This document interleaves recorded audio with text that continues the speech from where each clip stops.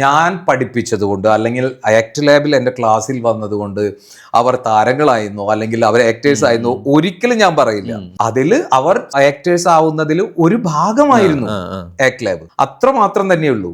എപ്പോഴും ഞാൻ പറയാം, എന്താണ് അഭിനയം എന്നല്ല, എന്തല്ല അഭിനയം എന്നാണ് ഓരോ വർക്കിന് ശേഷവും നമ്മൾ അനലൈസ് ചെയ്യേണ്ടത് ഞാൻ എൻ്റെ സ്റ്റുഡൻസിനോട് പറയാറുണ്ട്. പക്ഷെ എനിക്ക് ഇപ്പോൾ ഏറ്റവും കറന്റ്ലി വളരെ വാർത്തയായിട്ട് നിൽക്കുന്ന ഒരാളാണ് വിസ്മയ മോഹൻലാൽ. അപ്പോൾ എനിക്കൊരു വലിയ ഒരു ഓപ്പർച്യൂണിറ്റി ലഭിച്ചു.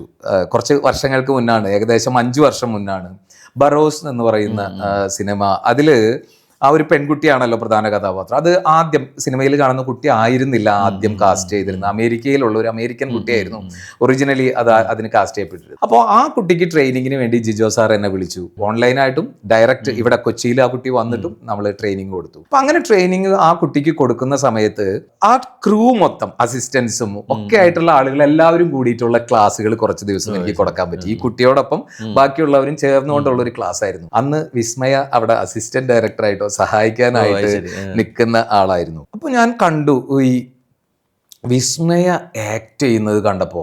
അപ്പൊ ഞാൻ അന്ന് വീട്ടിൽ തിരിച്ചു വന്നിട്ട് വൈഫിനോട് പറഞ്ഞു, മോഹൻലാൽ സാറിന്റെ മകൾ എന്ന് പറഞ്ഞു കഴിഞ്ഞാൽ എനിക്കറിയില്ല ആ കുട്ടി സിനിമയിൽ വരുമോ ഇല്ലയോ എന്ന്, പക്ഷെ അപാര ആക്ടറാണ്. കാരണം അത്രയ്ക്കും ഇമ്പൾസീവായിട്ട് സ്പോണ്ടേനിയസ് ആയിട്ട് ഒരു സിറ്റുവേഷനെ ബിൽഡ് ചെയ്യുക, അപാര പെർഫോമർ.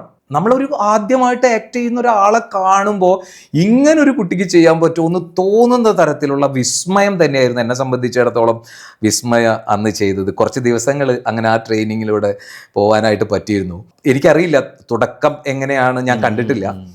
അതെന്തായി കഴിഞ്ഞാലും സിനിമയിലാവട്ടെ അല്ലെങ്കിൽ തിയേറ്ററിലാവട്ടെ അപാര പൊട്ടൻഷ്യൽ, നാളെ വലിയൊരു താരമായി തീരാനുള്ള ഒരു സാധ്യത ആ കുട്ടിക്ക് ഉണ്ട് എന്ന് എനിക്ക് അന്നേ തോന്നിയിട്ടുള്ള ഒരാളാണ്.